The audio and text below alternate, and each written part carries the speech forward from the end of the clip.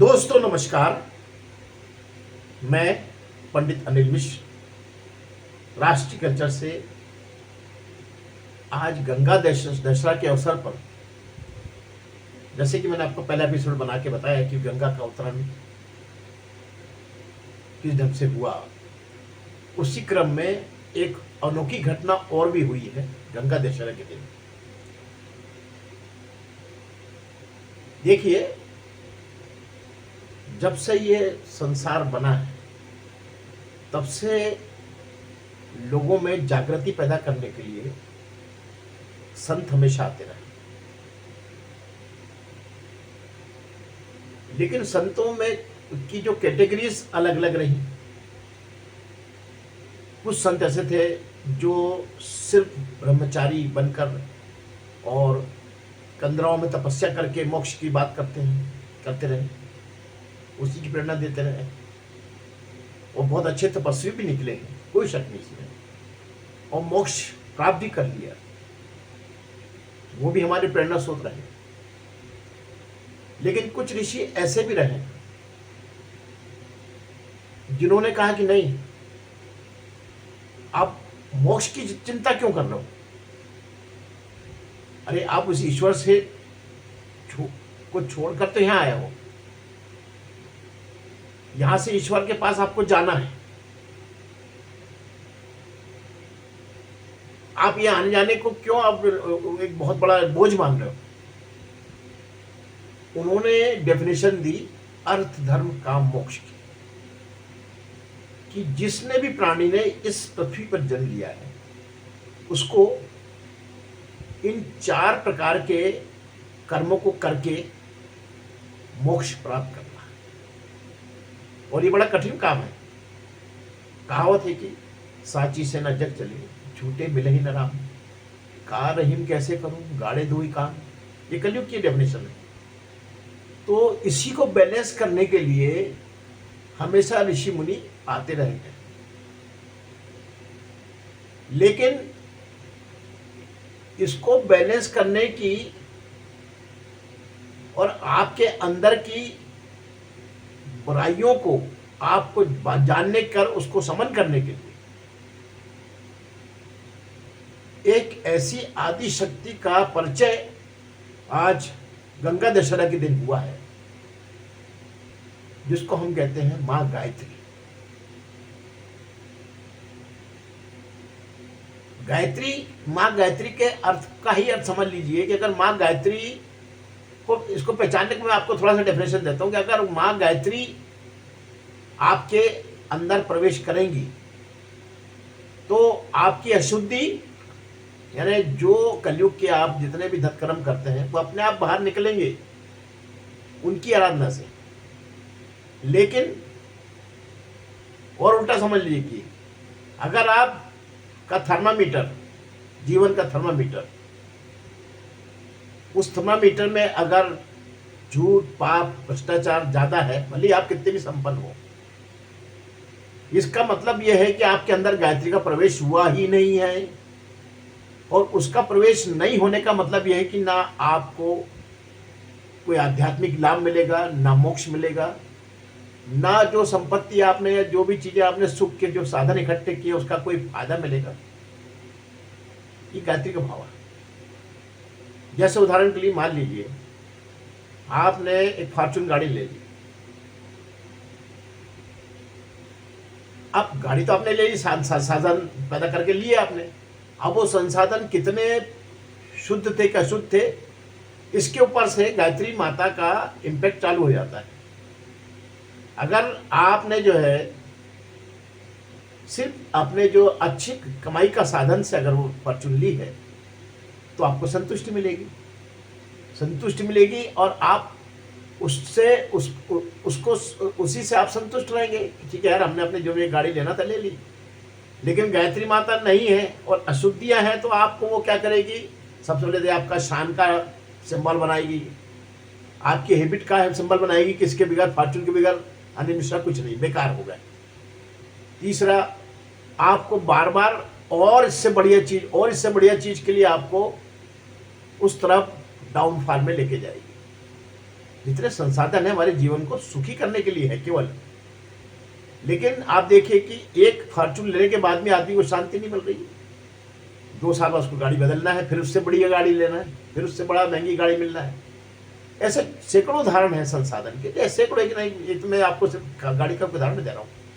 बहुत से ऐसे संसाधन है जो आदमी उत्पन्न करता है, उसी में आदमी अपना पूरा उसको इकट्ठा करने के लिए अपना पूरा उसमें जितना जो खराब अच्छे रास्तों का इस्तेमाल करता है, और अंत में उसका परिणाम यह होता है कि वो जीरो। यहाँ तक स्थिति देखी, खूब आपने धन कमा लिया, सब कर लिया अलग अलग रास्तों से, लेकिन आपको शुगर हो गई, आपको यानी 2 रोटी खाने को ढंग से आपके मन में वो शरीर में दम नहीं, आपको अर्थराइटिक्स हो गया, आपको बहुत सी चीज़ें हैं जिससे कारण कि आप उस धन का उपयोग नहीं कर पा रहे। तो ये सब जो चीजें हैं, इसका जो रीजन निकाला गया, वो रीजन निकाल गया कि माँ गायत्री, यानी माँ गायत्री को आप समझिए, मानिए, उनकी उपासना करिए। हम क्या हो रहा है, उल्टा हो रहा है। अभी जो हम देख रहे हैं, भगवान को तो सब मानते हैं, भगवान की कोई नहीं मानता। अरे अगर आप भगवान को मानते हो तो उनके स्वरूप को समझो तो सही। शिव जी को अगर मानते हो तो देखो तो सही कि वो कैसे तपस्या करके, कैसे लोगों का भला करने के लिए हमेशा तत्पर रहते हैं, भले अपना नुकसान कर लेते हैं। तो वो भोलापन आपके अंदर, शिव जी का भोलापन आना चाहिए, आदि शक्ति का वो तेज आना चाहिए, जिससे कि आप अच्छे काम कर सकें। एनर्जेटिक होना चाहिए आपको। भगवान विष्णु जैसा आपका पालन, सबको खिलाने पिलाने का आपका मन होना चाहिए कि यार मेरे पास तो बहुत है, लेकिन मैं सबको जो है वो जितना मेरे पास है, मेरे पास 1 रोटी है तो मैं आधी रोटी जितनी मेरे से थोड़ी सी बच रही है तो मैं उसको तो दे दूं कम से कम। आप परिग्रह, वो भावनाएं आपके अंदर नहीं, आपसे जमा करते जा रहा हूँ। और मियाँ तो यहाँ तक देखने में आ गया साहब कि सारा करोड़ों की तप्पी लगा दी और तब भी शांति नहीं है। तो ये जो स्पीड जो है डाउनफॉल की, उसको रोकने का जो थर्मामीटर बना, उसको हमने कहा माँ गायत्री। और ये गायत्री ऐसे ही नहीं समझ में आई है लोगों को, ये संतों को तो पहले समझ में आ गई थी। आम पब्लिक तक लाने के लिए एक बड़ी शानदार नाम आया उसमें, गुरु विश्वामित्र, जो कि पहले राजा थे, राजा कौशिक के नाम से वो बड़े विख्यात राजा थे और बड़े प्रतापी राजा रहे।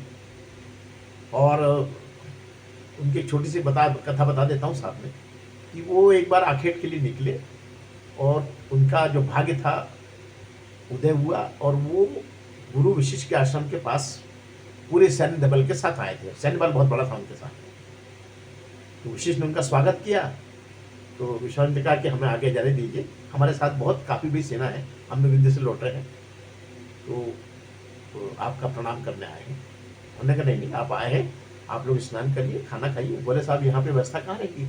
बोले वो सब हो जाएगी, आप चिंता मत करिए। और उनके पास एक कामधेनु गाय थी, वो कामधेनु गाय में सामने की, उससे जो उनकी ज़रूरत थी मांगा, सब मिल गया, हर चीज़ मिल गई।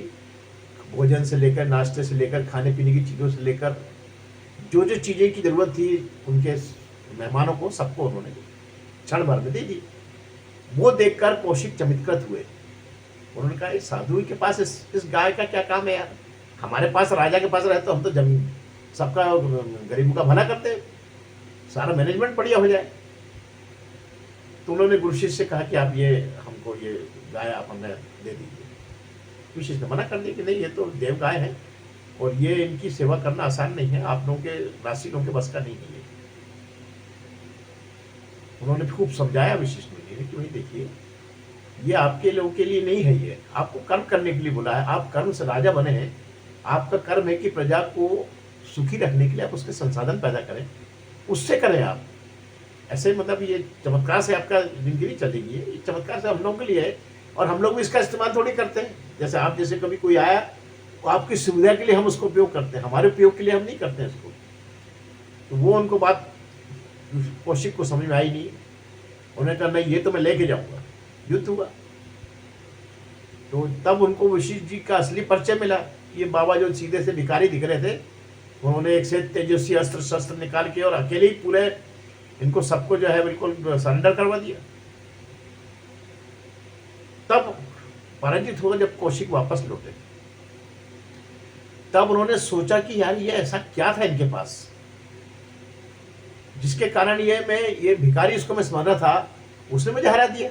मैं बड़े बड़े महाराजाओं को अब चक्रवर्ती हूँ, मैं सबको हराते हुए चला आ रहा हूँ और इन्होंने मेरे को हरा दिया। बस वहीं से उनका जो है भाग्य खुल गया। उसके बाद उन्होंने जब उनका खूब खोजबीन करी तो पता लगा कि ये तो गायत्री के उपासक हैं। तो गुरु वशिष्ठ जो है गायत्री के उपासक रहे शुरू से, और ये सब देन गायत्री माता की देन थी जो इतनी शक्ति थी उनमें। बस उन्होंने खोजना चालू किया गायत्री के लिए, उन्होंने जाप करना चालू किया, मनन करना चालू किया। और आपको जानकर आश्चर्य होगा कि वो शांति कुंज हरिद्वार की जो जगह है जहां गायत्री माता का पूरा धाम है, वहीं बैठ के उन्होंने तपस्या की थी गंगा के किनारे। विश्वामित्र की तापस स्त्री है शांति कुंज हरिद्वार, मजाक नहीं है वो। वहां उन्होंने तपस्या करी। फिर वहां से वो हिमालय की तरफ और आगे गए, वहां भी तपस्या करी, सैकड़ों साल तपस्या करी। और तब उनको अचानक एक बार अपने आप ही प्रस्फुटित हुआ उनके दिमाग में, जिसको हमने कहा गायत्री मंत्र। गायत्री मंत्र आपको मालूम है ना, पढ़ा ये तो सुना होगा आपने। ओम भूर्भुवः स्वः तत्सवितुर्वरेण्यम भर्गो देवस्य धीमहि धियो यो नः प्रचोदयात्। ये मंत्र उनके अंदर अपने आप उनको दिखा स्क्रीन पे, उनके माथे के स्क्रीन पे, उनके मन के अंदर की स्क्रीन पे। और वही जो आज जो मंत्र था, उस मंत्र ने वो जागृति लाई है, वो जागृति लाई है कि आप देखो कि कितना बड़ा उसमें कितने संत निकल गए। स्वामी विवेकानंद जी निकल गए जिन्होंने इसका इस लाइन पे काम किया। फिर जो असली जो संत जो थे, यानी विश्वामित्र के, यानी दयानंद सरस्वती के बाद भी संत लगातार आते रहे, लेकिन जो 90 साल पहले संत आए, पंडित राम शर्मा आचार्य, उन्होंने इसको जो है प्रायोगिक रूप बनाया उनकी प्रेरणा से, विश्वामित्र की प्रेरणा से। वो भी हिमालय पे गए और वहां पे उनको विश्वामित्र से प्रेरणा मिली। और लोग तो यहां तक कहते हैं कि उनको वहां पर एक हिम योगी ने अखंड ज्योत वहीं से दी थी, जो अखंड ज्योत आज शांति कुंज हरिद्वार में स्थापित है, मां गायत्री की अखंड ज्योत। फिर वहां पे कालांतर में उन्होंने उसको जो उस संस्थान में अपने गायत्री माता की प्रतिमा का भी स्थापना करी उन्होंने। और उसके साथ उनको जो प्रेरणा मिली कि कैसे एक गृहस्थ मोक्ष की तरफ जा सकता है, उन्होंने उसके हर पहलू पे गौर किया। और उन्होंने ये आह्वान किया, जो सब लोग ब्राह्मण को दुनिया भर का क्रिटिसाइज करते हैं कि सबको ब्राह्मण ही बनना पड़ेगा। ब्राह्मण का मतलब क्या है? जो ब्रह्म को धारण करे। ब्रह्म को धारण कौन करेगा? जो जिसके अंदर अशुद्धियां कम होगी। तो उन्होंने अशुद्धियां हटाने का प्रोग्राम्स बनाए सब लोग, और उसमें उन्होंने हर वर्ग को शामिल किया। क्योंकि सबसे ज्यादा अगर व्यसन का जो प्रभाव रहा, वो जो श्रमिक जाति है, जो शारीरिक मेहनत ज्यादा करता है, उसमें ज्यादा रहा। तो उनको व्यसन मुक्त करने का पहला प्रयास उन्होंने चालू किया कि नशा मुक्ति हो, कि आप जो है तंबाकू खाते तो वो छोड़ें, सिगरेट पीते तो वो छोड़ें, शराब पीते तो वो छोड़ें। पहले अंदर की आपकी शुद्धि करें, तब तो आप गायत्री का मतलब कुछ तत्व आपके अंदर पहुंचे। तो ये अभियान चलाया उन्होंने। फिर इसके साथ उन्होंने कई अभियान चलाया और उसका नाम दिया युग निर्माण। ऐसा युग बने जिसमें हर आदमी ब्रह्म को धारण करने वाला ब्राह्मण बने, चाहे भले वो शूद्र जाति से हो, चाहे वो किसी भी क्षत्रिय जाति से हो, बनिया हो, कोई भी हो। भाई पहले में वर्ण व्यवस्था कैसे बनी थी? जो धर्म का ज्ञान रखते थे उनको, जो ब्रह्म का ज्ञान रखते थे उनको ब्राह्मण कहा गया था। जो व्यापार करते थे उनको उनको अपना ये जैन ही कहा गया। व्यापार करने वाले भाई जैन मारवाड़ी ये लोग जो ये करते थे। लेकिन संत, बहुत से संत आए, जैसे जैनियों के संत आए, उन्होंने भी उनको सिखाया कि भाई तपस्या कैसे करना है। तपस्या करने से ही जो है आपको सब चीजें मिलेंगी। शरीर की शुद्धि कैसे करना, वही के वही जो है उसमें उनके भी बड़े बड़े संत आए, उन्होंने बताया। और जितने जो श्रमिक वर्ग था अलग अलग उसमें, उनके साथ एक प्रॉब्लम थी कि वो मेहनत ज्यादा करने के कारण उनके अंदर मदिरापान की या कोई भी नशा करने की आदत ज्यादा मिली। इसलिए उन पर ज्यादा ध्यान दिया पंडित राम शर्मा जी ने, श्याम शर्मा जी ने। उनको सबसे पहले उन्हें गले लगाया कि भाई आप लोग आइए इधर, कोई यहाँ पे अछूत अछूत का बंधन नहीं। अब यहीं से दो शाखाएं बन गई, यहीं से दो शाखा बन गई कि जो कर्मकांडी थे उन्होंने उनका विरोध किया। लेकिन वो जो अब यज्ञ लेके निकले थे वो तो निकले, और उसमें आप देखो सैकड़ों करोड़ों लोग उसमें जुड़े, क्योंकि जो चीज अच्छी है उसमें जुड़ने में आदमी को कोई संकोच थोड़ी है। तो उन्होंने अखंड ज्योत के नाम से जो है पत्रिका निकाली, उसमें उन्होंने बताया क्या क्या चीजें ऐसी हैं जो आदमी को करना चाहिए। आप जब वृक्षारोपण की बात कर रहे हैं सब लोग, वो वृक्षारोपण उन्होंने उस समय से चालू किया था, 90 साल पहले से, जब स्थापना की उन्होंने शांति में जगह। तो ऐसे बहुत से उन्होंने अभियान निकाले, बिटिया को पढ़ाने का अभियान, लोगों बच्चों को पढ़ाने का अभियान, कि लोगों में शिक्षा दीजिए। लेबर क्लास को उन्होंने बहुत सबको ये कहा कि आप शिक्षा दीजिए, छोड़िए मत, और दोनों को बराबर का वो आप वैल्यू करिए, दोनों की वैल्यू बराबर करिए। तो इस प्रकार से ये जो प्रयोग चला, इस प्रयोग से बहुत आप देखिए कि हमने देखा है कि हमारे यहाँ जैसे बहुत से ऐसे लोग थे जो किसी जमाने में घोड़े से रेत ढोके और व्यापार अपना छोटा श्रम करते थे। उन लोगों ने उनको जो है पीले वस्त्र पहनाए, और जो दूसरे इसमें लेबर क्लास में थे, लेबर, वहां से भी उनको प्रेरणा मिली, और वो लोग भी जुड़े गायत्री परिवार से। और साहब इसका इफेक्ट ये हुआ कि उनकी नशे पाने की आदत खत्म हो गई बहुत से लोग। और आज भी देख लीजिए, जितने जो सरकार जो इनको सबको जो जिसको दलित कहते हैं उनको सबको जितना कोशिश कर रही है ऊपर चढ़ाने के लिए कि भाई ये इनको जितना आरक्षण दे रही है, अगर उस आरक्षण लेकर वो लोग ऑफिसर बनने के बाद सुधर गए अगर, तो समझ लो कि वो उनकी पूरी जनरेशन नीचे तक की ऊपर तक की सुधर गई। और नहीं तो ये भी देखा है अभी भी कलयुग में ये है कि बहुत से ऐसे जो है वो जो बड़े बड़े पदों पे पहुंच गए, लेकिन आदतें छूट नहीं गई। तो ये गायत्री माता उनकी आदतों को छुड़ाने के लिए ये अभियान है, ये गायत्री अभियान। और गायत्री माता का फार्मूला थर्मामीटर ही हो गया कि अगर आप अपना एनालिसिस कर लीजिए, आपके अंदर अशुद्धि अगर ज्यादा है तो गायत्री माता आपके अंदर नहीं है। जैसे गायत्री माता आपके अंदर आएंगी, आपका अंदर से पूरा जो पॉजिटिव एटीट्यूड बढ़ जाएगा, आपका जो है ये पूरा चेंज हो जाएगा, आपका जो व्यवहार से लेकर आचार से लेकर। तो ये है गायत्री अवतरण, जो कि गंगा दशहरा के दिन हुआ था। और एक दूसरा एक और काम भी इसमें बड़ा हुआ है कि 90 में 2 जून को इसी दिन जो है जो सबसे जो अंतिम गुरु जो थे पंडित राम शर्मा जी, उन्होंने देह त्याग किया था शांतिकुंज हरिद्वार में, जहाँ उनकी समाधि बनी हुई है। और जब तक वो रहे उन कर्मयोगियों ने बहुत से काम किए, बहुत से काम किए। और सबसे जो आप शांतिकुंज हरिद्वार गए कि नहीं गए? अरे आप जाके तो देखिए, शांतिकुंज हरिद्वार में एक आईना लगा हुआ है।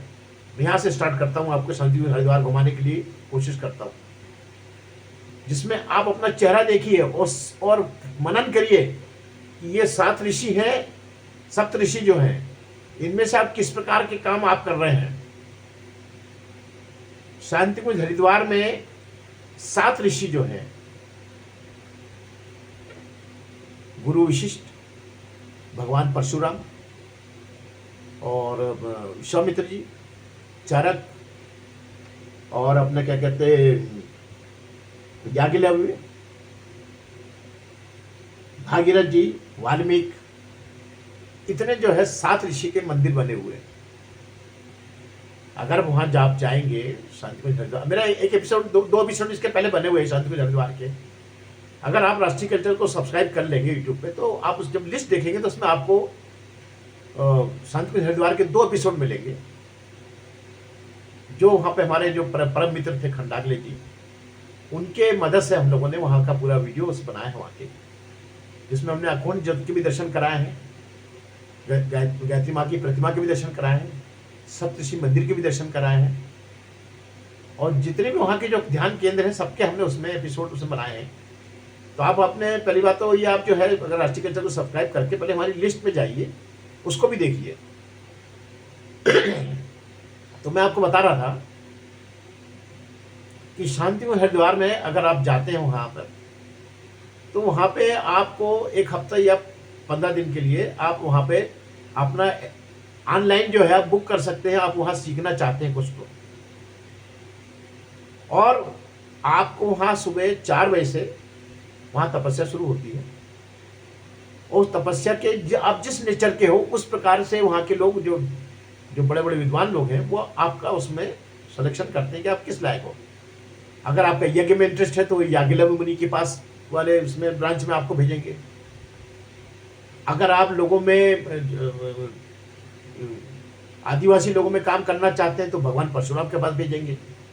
परशुराम जी ने जो है जितने जो सुदूर ग्रामीण अंचलों में सैकड़ों शक्तिपीठ बनाए थे, और शक्तिपीठ बनाकर वहाँ के आदिवासियों और जितने भी जो निर्मल लोग, जो अबोध लोग थे, जो कि वहाँ के प्रशासनिक अधिकारियों से शोषित होते थे, उनके खिलाफ, उनके सपोर्ट में वहाँ पे उन्हें आश्रम बनाए। और परशुराम बहुत तेजस्वी थे, तो राजा उसको मालूम था कि इनके सामने अपन जीत नहीं सकते। तो वहाँ का आदेश था कि जो परशुराम जी के क्षेत्र के जितने लोग हैं, उनका जो शक्तिपीठ का जो ओरा है, उस ओरी में किसी को परेशान नहीं किया जाए। अगर परेशान किया तो उस वहाँ का प्रशासनिक अधिकारी की पेशी परशुराम जी के पास हो जाती थी, या उनसे परशुराम जी हर जगह तो रह नहीं सकते थे। उन्होंने लगभग समझ लो कि 2 लाख शक्तिपीठ बनाए थे सुदूर अंचल में, इंडिया में। और ऐसा नहीं कि उसमें जब तो अखंड भारत था, तो उन्होंने गोवा का जो था कि शक्तिपीठ, वहाँ से गोवा का जो कीचड़ था वहाँ से लेकर वहाँ पे उन्होंने शक्तिपीठ बनाकर और केरल तक गए, अर्नाकुलम तक गए, वहाँ तक गए। इतने सब जगह में शक्तिपीठ बनाया। और इधर आड़े में देखे तो इस साइड में भी आप देखेंगे तो इधर भी जो है कश्मीर से कन्याकुमारी तक। तो या तो अगर आपका उद्देश्य इस प्रकार से श्रमण की सेवा करना है तो आपको परशुराम जी के पास भेजेंगे। वो उसकी एक ब्रांच है जिसके उसमें प्रोफेसर, उनके शिक्षक और सब लोग बैठे और उस टाइप की तपस्या कराएंगे। कोई जो है, अगर आप वाल्मीकि हैं, आपको लिखने का शौक है, तो आपको, या अगर आप जो है मान लो पुराने, आपके पुराने बहुत अपराध हुए हैं और आप पूरी तरह से निर्मल होना चाहते हैं, तो आपको वाल्मीकि ऋषि के उसमें लाइन में आपको उसके एजुकेशन देने की कोशिश करेंगे। वो उसका जाप, उसकी सब चीज़ें बताएंगे वो, क्योंकि वाल्मीकि ऋषि पहले डाकू थे, बाद में संत बने। तो उनके जो अनुभव और जो उनकी चीज़ें हैं वो सब आपको बताई जाएगी, कैसे कैसे आपको वापस आपको इस तामसिक प्रवृत्ति से दैविक प्रवृत्ति तक कैसे आप आओगे। और जो अपने गायत्री माता का सीधा उपासना करना चाहते हैं और मंत्र जाप करना चाहते हैं, उनके लिए विशिष्ट मुनि का की कैटेगरी है, विश्वामित्र की कैटेगरी है। तो ऐसे चरक भी हैं उसमें, कि अगर मान लो आप वैज्ञानिक टाइप के, अगर आप शोध के में इंटरेस्ट रखते हैं, तो चरक हमारे भारतीय संस्कृति के सबसे बड़े वैज्ञानिक माने गए। तो आपको उनसे संबंधित लिटरेचर पढ़ाया जाएगा, समझाया जाएगा, और आपको प्रेरणा दी जाएगी आप इस लाइन में आप काम करिए। तो जितने सप्तऋषि हैं उतने ही प्रकार के उनकी मतलब कैटेगरी, एजुकेशन की कैटेगरी बनी हुई है वहाँ पर। उनकी यूनिवर्सिटी भी है, अगर बच्चे वहाँ रहते हैं तो यूनिवर्सिटी तक जा सकते हैं वो। और हम जैसे लोग जो मान लो रिटायर्ड हैं, तो आप 15-15 दिन की वहाँ पे आप जो वहाँ पे ट्रेनिंग कर सकते हैं। और आप बोलोगे यार ये इसका थर्मामीटर क्या है कि वहाँ सब काम सही हो रहा है। छोटा सा थर्मामीटर मैं बताता हूँ आपको। आप अपने शहर के देख लो, रेस्टोरेंट देख लो, या तीर्थ स्थानों का कहीं भी आप देख लो, कहीं भी नाश्ता आपको 7 रुपए में नहीं मिलेगा। रेयरली कहीं मिला तो बहुत मुश्किल से। लेकिन आज भी वहाँ आपको जो भी नाश्ता लेना है वो 7 रुपये से 10 रुपये के अंदर मिलेगा, जिसमें डोसा भी हो सकता है, पोहा जलेबी भी हो सकती है। आप कूपन लीजिए 7 रुपये का खाना। आपको जो है आज भी देखो, आप जहाँ भी थाली का भी खाना जो है खाना खाते हैं अगर आप, तो 120 रुपये और 100 रुपये के लगभग खाना हो गया है। वहाँ आज भी 40 रुपये का खाना है। तो ये मतलब ये वहाँ का जो इम्पैक्ट वहाँ के लोगों में, व्यापारी में भी इम्पैक्ट ये आया है कि भाई हमको जो है आप जो है ये लूटना नहीं है लोगों को। तो ये प्रवृत्ति से ऐसे शांति में झगड़ा, आप मेरे एपिसोड देखिएगा तो आप प्रसन्न हो जाएंगे। तो ये मैंने आपको बताया कि शांति हरिद्वार में ये चमत्कार है। मैं ये नहीं कहता, मैं खुद सनातनी हूं, मैं सनातनियों का विरोध नहीं कर रहा हूं, किसी का विरोध नहीं कर रहा हूं। यहां पर आप इसको गलत डायरेक्शन मत ले जाना। लेकिन जो प्रैक्टिकल करना चाहिए वो हमको सीखने की जरूरत है। और वो सीखने का सबसे पहला कारण यह है कि आपको गायत्री आपके अंदर कितनी, थर्मामीटर वो देखिए कितनी है। अगर आपके अंदर जितनी अधिक गायत्री माता का अंश होगा, उतने आप अंदर से निर्मल, सच्चे और गंदे नहीं होंगे। और नहीं तो उसमें अच्छा, उसमें भी दोष आपका नहीं है, किसी का नहीं है। एक छोटी सी बात बता देता हूँ, अभी इतना ही काफी है, फिर अगले एपिसोड में देखेंगे कि जिस समय ब्रह्मा जी ने सृष्टि का नाम निर्माण शुरू किया था, तो उस समय जिनको भी उन्होंने पैदा किया शुरू में अपने मांस काट के कि भाई ये जीव डाला उसमें, तो वो जैसे सनत कुमार हुए या उस टाइप के शुरू के जो प्रारंभिक जितने जो ऋषि हुए, वो सब जो है ब्रह्मचारी बन गए। और उन्होंने कहा भाई देखिए, हमको ये आपके गृहस्थ जीवन के मोह माया में नहीं पड़ना है, आप तो सब जो है हम तो सब तपस्या करेंगे। आपने कोई जबरन पैदा कर दिया, अब हम कर दिया तो हम तपस्या करेंगे। इससे ब्रह्मा जी चिंतित हुए कि संसार बढ़ेगा कैसे, अगर सब लोग तपस्या करेंगे तो संसार कैसे बढ़ेगा। तो उन्होंने शिव जी की तपस्या करी। शिव जी ने उनको अर्धनारीश्वर रूप दिखलाया। अर्धनारीश्वर रूप में ये उनको मैसेज दिया कि आप प्लस माइनस स्टेन में जीव बनाओ, तब इनके प्रति एक दूसरे के प्रति आकर्षण से ये अपने आप गृहस्थ बनेंगे। तब उनके अंदर सेक्स आर्गन डाले ब्रह्मा जी ने, और तब उनके प्रति एक दूसरे के प्रति आकर्षण से सृष्टि का निर्माण आगे बढ़ा। और उधर जो है भगवान विष्णु के जो आंखों में निद्रा, योग निद्रा जो थी, महामाया, उसको दायित्व दिया गया है कि अब इसके बाद जो भी संत बनने की प्रक्रिया में जाएगा, उसको आप कुछ हार्डल डालो, कुछ आप उसमें ऐसा डालो कि वो अगर उसको सही में जाना होगा तो क्रॉस करके जाएगा। गतिरोध पैदा करो आप उसमें। तो गतिरोध देखिए, मैं बताता हूँ कैसे होते हैं, और आप प्रैक्टिकल देखेंगे कि जैसे ही आदमी जब वो बढ़ता है मोक्ष के लिए, तो पहला क्या होता है, उसकी वाणी बड़ी प्रखर हो जाती है, ओजस्वी तेजस्वी बोलने लगता है। ठीक है, ये सब ही प्रक्रिया है। तो महामाया क्या करती है, उस समझ के प्रशंसक पैदा करती है। प्रशंसक की संख्या बढ़ती जाती है। जैसे अभी हम कई तथाकथित बाबाओं को देखते हैं कि भैया उनके 25 लाख उनके फॉलोअर्स हैं, तो उनके 60 लाख फॉलोअर्स हैं। ये पहला उसने हार्डल लगाया कि आप माया में लिप्त हुए, आपको इतने लोगों को देखने का, सुनने का और इनको इकट्ठा करने का एक आपको ललक पैदा करी उसने। अब इसमें से कुछ क्या है, कुछ है जो ऐसे लोग होंगे जो सही में आपसे बहुत ज्यादा प्रभावित होके वो आपके साथ रहना चाहते हैं कि भाई इनसे पास रह के मोक्ष मिल सकता है। उसमें पुरुष भी रहेंगे, स्त्री भी रहेंगे। अब आपकी जमात बन गई, यानी जो साधु बना उसकी जमात बन गई। अब जमात बन गई तो अब उसको पालने का, जिस कारण से आप गृह जीवन छोड़ के आए थे, अब उसको पालने का, उनको जमात को मेंटेन करने के लिए आपको फंड कहां से लोगे आप? फंड के लिए फिर आपको सेठों के पास जाना पड़ेगा कि बड़े लोगों के पास कि भैया हमको जमात के लिए धन दो। तो जिस गृह जीवन से आप भगना चाहते थे उसी गृह जीवन में फिर डालते महामाया ने।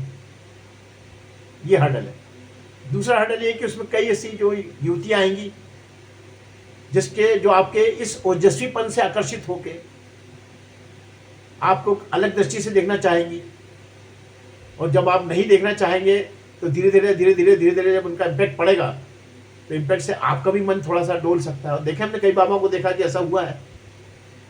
ये कई उदाहरण अपने सामने है, किसी का नाम लेने से किसी को विरोध करने से कुछ नहीं है। तो ये महामाया के हर्डल है। जो इस महामाया के हर्डल को क्रॉस करता है वो मोक्ष की ओर जा सकता है। तो हमारे ये जो गायत्री माता की जो बात है यही है कि आप अपना गृहस्थ जीवन मत त्यागिए। इनका जो सीधा सा आपको जो संदेश है कि हमने पहले आपको इसलिए किया है कि आप जो है गृहस्थ जीवन में रहें और अर्थ धर्म काम मोक्ष करके मोक्ष के पास पहुंचे। अर्थ भी कमाए लेकिन ईमानदारी से कमाए, धर्म का पालन भी करें, आपको संतान भी बढ़ाना है, कर्म भी करना है, लेकिन इसमें आप मेरा साथ लें गायत्री माता का। अगर गायत्री माता का साथ अंदर रहेगा तो आपका मन जो अंदर के अंदर अंतरात्मा, वो अंतरात्मा आपको धक्कार देगी कोई बड़ा गलत काम, अरे यार गलती हुई बस यार, आप उसका प्राची सोचो यार ये गलती हुई, ये नहीं करना था। और नहीं तो आदमी की आत्मा मर जाती है अंदर से, अंतरात्मा खत्म। गायत्री नहीं तो अंतरात्मा करता जाता है, वो दुनिया भर के धतकलम करता जाएगा। आप देख लो, सैकड़ों अपने उदाहरण है पॉलिटिशियन से लेकर बहुत से लोगों के, क्या हर कुछ करते जाते हैं। तो ये जो आप देख रहे हैं यही गायत्री माता का सही स्वरूप है। अब इसके बारे में अपन और आगे चर्चा करेंगे अगले एपिसोड में, अभी बड़ा एपिसोड बड़ा होता जा रहा है। तो आज अपन जो है इसके जो सबसे बड़े नए जो संत हैं जिन्होंने अपना कर्मयोग करके 90 में अपना निर्माण कर लिया, माँ गायत्री में उनका विसर्जन हो गया, जहाँ उनकी समाधि भी आज बनी हुई हरिद्वार में। उनको हम लोग बिल्कुल पूरे मन से श्रद्धा से नमन करते हैं और उनसे प्रार्थना करते हैं कि हे भगवान, हे ऋषि माँ, हमको ऐसी प्रेरणा दीजिए कि हम कुछ ऐसा तो करें जिससे कि हमारे जाने के बाद लोग हमको याद करें और हमारे किसी काम के लिए वो ये ना बने कि यार ये बदमाश था, ये अच्छा नहीं था, भले इसने अच्छे काम के लिए बदमाश था, ऐसा नहीं। ये बस ये भावना अगर आपके अंदर आ गई या हमारे अंदर ऐसा आपने प्रेरणा दे दी तो हम मान लेंगे कि हमारी गायत्री की कृपा आपने करवा दी। और इसी के साथ हम आपको सादर नमन करते हैं। जय गुरुदेव।